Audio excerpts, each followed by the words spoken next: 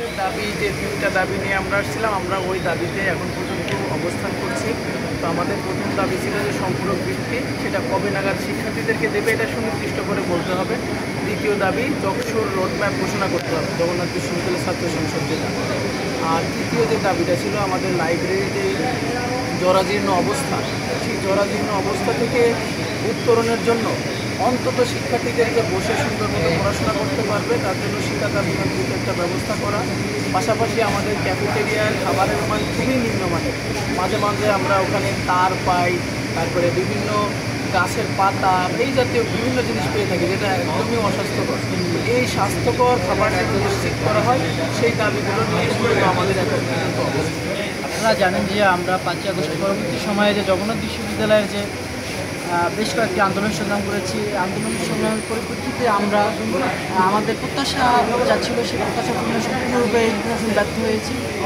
যার পরিপ্রেক্ষিতে আমাদের আবার নতুন করে আন্দোলনের ডাক দিতে হয়েছে। আমরা এখানে আবার নতুন করে 3 দফা দাবি নিয়ে এখানে বসেছি।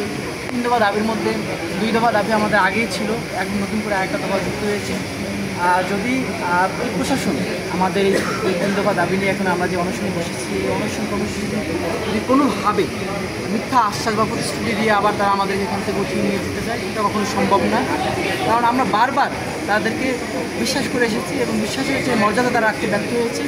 যদি এবারও তারা সেই মর্যাদা রাখতে ব্যর্থ হয় তাহলে আর তাদের প্রতি আমরা আগের যেই নৈতিক অবস্থা তাদের প্রতি আমাদের যে বিশ্বাস থাকবে না। হয়তোবা এই আন্দোলনের পরবর্তীতে হয়তোবা এই প্রশাসনের বিরুদ্ধে আমাদের আন্দোলন না আসতে পারে, যে আন্দোলন থেকে এই প্রশাসনকে এই চেয়ার থেকে গদি থেকে নামানোর আন্দোলন আসবে।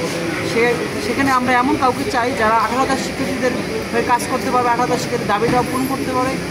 এই ধরনের হারতলা আমাদের জগন্নাথ বিশ্ববিদ্যালয়ের প্রশাসনকে চাই এবং তাদেরকে আমরা চেয়ারে বসতে চাই। আমরা চাই অতি দ্রুত আমাদের যে 3 দফা দাবি সে দাবি দ্রুত বাস্তবায়ন।